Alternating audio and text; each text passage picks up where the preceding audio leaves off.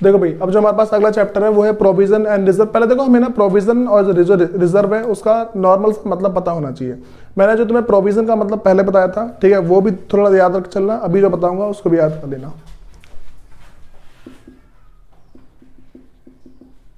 Provision and reserve. सुनो भाई, सबसे पहले हमें क्या है, प्रोविजन का मतलब पता होना चाहिए। उससे पहले देखते हैं रिजर्व वगैरह होता क्या है। सबसे पहले प्रोविजन हेडिंग डाल लो एक।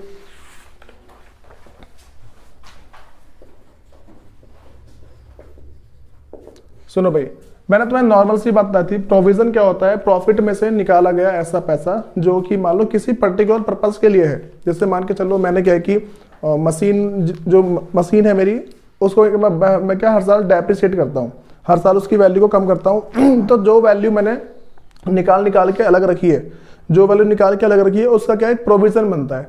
जैसे मशीनरी के लिए है तो प्रोविजन फॉर डेप्रिसिएशन, हम डेप्रिसिएशन हर साल लगा रहे हैं तो वो या फिर मान लो कि कोई सा बड़ा खर्चा होने वाला है आगे, मुझे पता है कि भाई न्यू ईयर आने वाला है और न्यू ईयर पे क्या है कि बहुत बड़ा खर्चा होगा एडवर्टाइजमेंट पे, तो प्रोविजन फॉर एडवर्टाइजमेंट हम किस चीज का बनाएंगे उस टाइम, एडवर्टाइजमेंट के लिए प्रोविजन बनाते रहेंगे स्टार्टिंग से। तो जब भी ऐसा कोई सा ये मान लो अलग प्रॉफिट से निकाल के अलग रखा हुआ पैसा, ठीक है, जो कि क्या है किसी पर्टिकुलर पर्पज के लिए होता है, उसे क्या बोलते हैं, प्रोविजन बोला जाता है। तो देख लो इसमें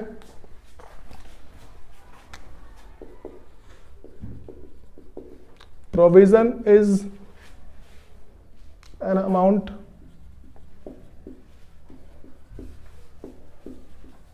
set aside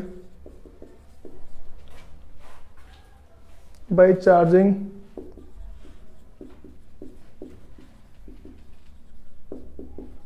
it to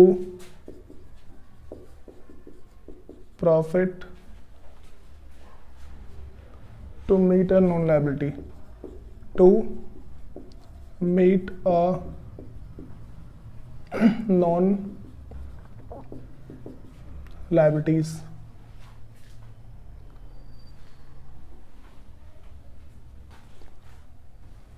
सुनो भाई, इसका सिंपल सा मतलब क्या, प्रोविजन क्या होता है, एन अमाउंट। प्रोविजन क्या है मेरे पास, provision is an amount set aside, जिसको क्या कि निकाल के रखा है, कहां से, by charging it to profit, मतलब कि प्रॉफिट में से निकाल के रखा गया, क्यों, to meet are known liability, मतलब कि ऐसी लायबिलिटी जो मुझे पता है कि अराइज होगी, उस लायबिलिटी से ये मान लो मीट करने के लिए, मतलब उस लायबिलिटी को पे करने के लिए जो भी हम एक तरीके से रिजर्व बना रहे हैं, मतलब ये जो प्रोविजन बना रहे हैं, जो पैसा अलग रख रहे हैं प्रॉफिट में से निकाल के, उसी को क्या बोलते हैं भाई, हम प्रोविजन बोलते हैं। और देखो जो प्रोविजन जो चार्ज किया जाता है ना, तो वो किया जाता है, provision is charge from profit and loss account. ठीक है भाई, ठीक है, ये प्रॉफिट एंड जो लॉस अकाउंट होता है उसमें से इसको चार्ज किया जाता है, और कुछ नहीं है। नेक्स्ट मेरे पास रिजर्व है। देखो भाई, पहले हमें रिजर्व का मतलब पता होना चाहिए। देखो मेरे पास क्या है कि जो लायबिलिटी होती ना, ये मान के चलो कि अगर मुझे पता नहीं कि भाई फ्यूचर में क्या होने वाला है, जैसे जिन जिन लोगों ने अपना जैसे प्रोविजन का मतलब पता क्या है, प्रोविजन का सिंपल सा मतलब होता है कि ऐसी कोई सी लायबिलिटी जो फ्यूचर में होने वाली है, तो उसके लिए जो पैसा अलग रखते हैं प्रॉफिट से निकाल के, क्या बोलते हैं उसको, प्रोविजन बोलेंगे। लेकिन भाई अगर ऐसा हो जाए कि मुझे लायबिलिटी पता ही नहीं है, मुझे कुछ नहीं लग रहा है कुछ आगे होगा, जैसे मान लो कि जिन जिन लोगों ने ना अपना रिजर्व बनाया होगा कोरोना में, वो सब ये मान लो अच्छे से बच गए होंगे, लेकिन जिन्होंने अपना रिजर्व नहीं बनाया होगा उनको दिक्कत आएगी काफी ज्यादा। तो भाई यही चीज है, सिंपल सी बात यह है कि जो रिजर्व है वो किस रिजर्व जो है ना मेरे पास, वो अननोन लायबिलिटी के बारे में बनाया जाता है, ठीक है, जिसके बारे में हमें पता नहीं है। जो जैसे मैंने कोरोना के बारे में बता दिया, किसी को पता नहीं था तो वो हो गया आगे। लेकिन प्रोविजन क्या है, किसी नॉन लायबिलिटी के, सिंपल सी बात है, लिख लो इसके अंदर, it is an amount set aside, it is N amount set aside out of profit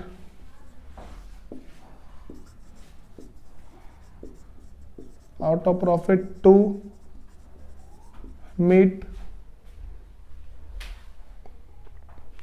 an unknown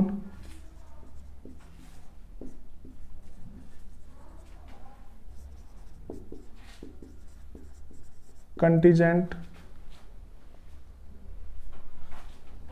liability.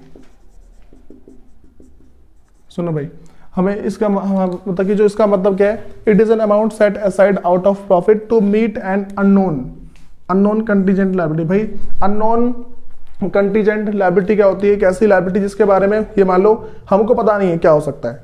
जैसे सिंपल सा बोल दिया कि किसी का ना मान लो कंस्ट्रक्शन का काम है, तो एकदम से भूकंप आ जाए, तो भाई उस अगर जैसे मान लो उसका जो घर है ना, जहाँ पे काम करता है, वो ऐसे इलाके पे है जहाँ पे भूकंप कभी नहीं आया हो, लेकिन क्या हो कि अचानक से भूकंप आ जाए, तो क्या भाई उसने जो उसके लिए पैसा रखा होगा उसको बोलेंगे क्या? रिजर्व।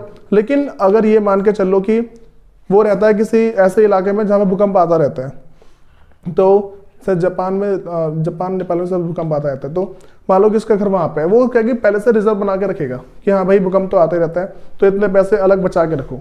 तो ये क्या हमारे पास, उसको क्या बोल देंगे? प्रोविजन। मतलब कि जब भी नॉन लायबिलिटी के बारे में बात आती है ना, वो क्या होता है? मेरे पास प्रोविजन है, और जब अननोन लायबिलिटी के बारे में आता है तो रिजर्व है। इतनी बात ध्यान रख के चलना, फिर जाके आगे देखते हैं क्या क्या मेरे पास। देखो अब जो रिजर्व है भाई उसके टाइप होते हैं। रिजर्व क्या मेरे पास टाइप है? रिजर्व के हेडिंग डाल लेना, types of reserve. Types of reserve. भाई रिजर्व के क्या प्रकार होते हैं? दो है मेरे पास, एक तो है रेवेन्यू, दूसरा है कैपिटल। मतलब एक मेरे पास रेवेन्यू रिजर्व है, दूसरा क्या कैपिटल रिजर्व है। रेवेन्यू रिजर्व, दूसरा है कैपिटल रिजर्व।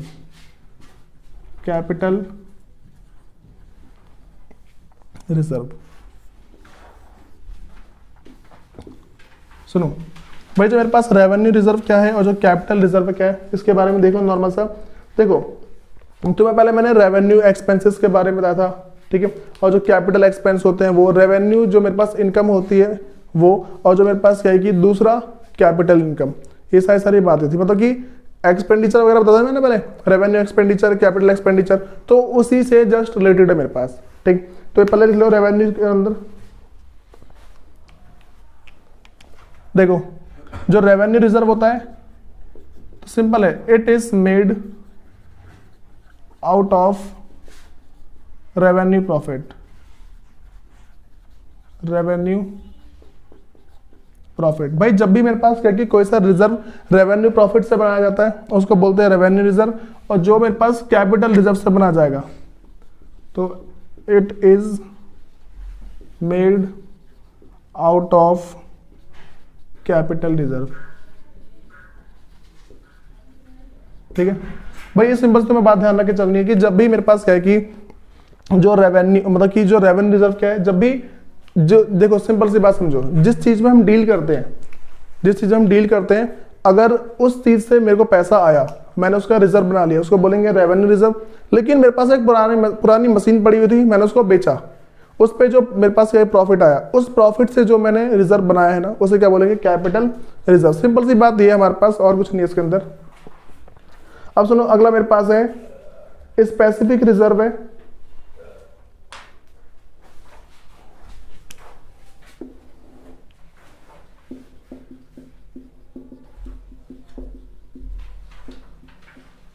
मैं देखो नाम से पता लग रहा है स्पेसिफिक रिजर्व का मतलब क्या है, जो किसी स्पेसिफिक पर्पस के लिए बनाया गया हो। It is an amount set aside out of profit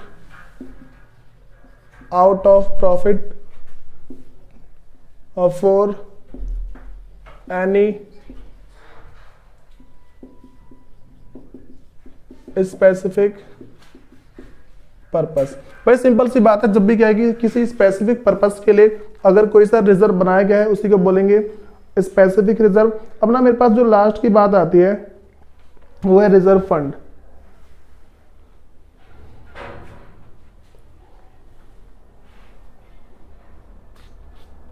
सुनो अगला क्या मेरे पास रिजर्व फंड है। देखो भाई रिजर्व फंड का मतलब क्या है, जब भी हम रिजर्व क्या है कि बिजनेस से बाहर, देखो ये जितने भी मैंने रिजर्व बताया ना, ये सारे क्या है कि हम अपने पास रखते हैं सारा पैसा, जितने मैंने रिजर्व बताए वो सारे क्या हमने 5 पैसा रखते हैं। लेकिन जो रिजर्व फंड होता है, रिजर्व फंड हमारे पास एक ऐसा फंड हो जाता है जो कि बिजनेस के बाहर कहीं पे इन्वेस्ट किया हुआ है। जैसे मान के चलो मेरे पास 50 लाख रुपए पड़े हुए हैं, तो उस 50 लाख रुपए से क्या करूंगा मैं, 2 कर सकता हूँ। एक तो अपने पास रखे रखूँ, दूसरा मैं कहीं बाहर रख दूँ। मैं अपने पास रखूंगा ना तो ये मान के चलो कि इधर उधर हो सकता है। जिन लोगों को खतरा रहता है ना कि अपने पास रखूंगा भाई खर्च हो ही जाएंगे, तो वो क्या करते हैं, कहीं कंपनी के बाहर इन्वेस्ट कर देते हैं। तो सिंपल सा मेरे पास क्या है, it is an amount that are set aside out of profit outside the business। ठीक है भाई, ये मेरे पास स्पेसिफिक रिजर्व बता दिया मैंने, रिजर्व फंड के बारे में बता दिया, और जो छोटी मोटी बातें होती है वो बता दे रहा हूं।